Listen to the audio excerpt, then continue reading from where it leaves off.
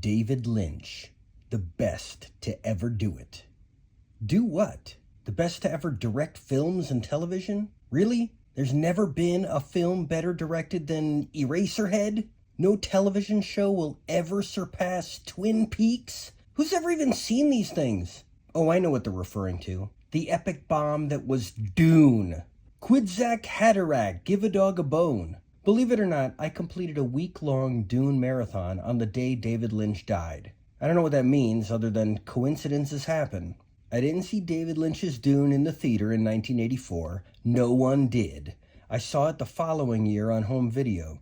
For some reason, we were all led to believe through maybe the marketing campaign or something that it was going to be another Star Wars. My whole family thought it was ungodly long and horrendous. 4 years later, when I met my friend Sean in 1988, during one of our discussions of sci-fi movies that we liked, he said, "You know which one I like? Dune." I was like, "You like that horrible... that thing was over 3 hours. What do you... Oh my God, nobody likes that movie." But well, if you do, maybe I missed something. I'll check it out again. And wouldn't you know it? It then aired on television. So I watched it, and my assessment was the same. It was horrible, and it was over 3 hours. Isn't it weird to find out now, through internet research, that when I saw it in 1988, that was the first time it had ever been shown on TV, and it was the first time it had ever been extended beyond its 2-hour theatrical and VHS release.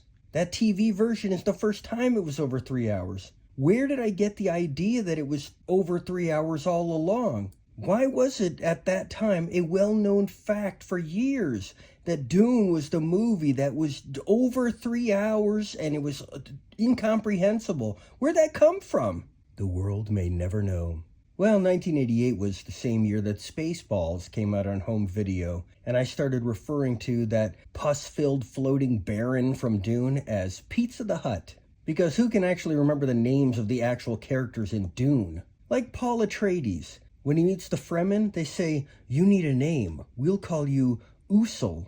Now you pick a name." Instead of him saying, yeah, I picked Paul. Or even, "Didn't you just rename me Usul?" He picks Muad'Dib, which happens to sound just like the name of the character of the prophecy of who they've been waiting for called Mahdi.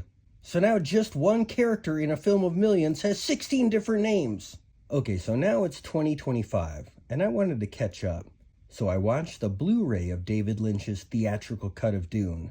Then I watched the Spice Diver edit. This combines the theatrical cut with the extended TV version as well, and some deleted scenes, I think. I actually like this version better. Not that I would ever watch it again. Then I watched the documentary of Jodorowsky's Never Made Dune from the 1970s. Which is only interesting in how many things it influenced and brought into being for projects that actually did get made. Then I watched the Denis Villeneuve Dune films from 2021 and 2024. Clearly the definitive adaptation of the original 1965 novel, but again, not something I ever care to watch again.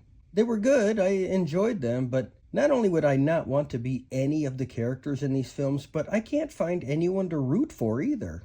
They're so dark and depressing and somber. And the main character is destined to win over all others because he's either the chosen one or he matches the prophecy of the chosen one close enough to pretend he is, and that seems to be good enough to win over everybody at everything anyways. But what does he win? Every planet has a group of cutthroats that are each led by a psychopath as they all battle over who gets to be the Godfather. In the end of this story, Paul Atreides Usul Muad'Dib Mahdi gets to be. Whoopee! The end.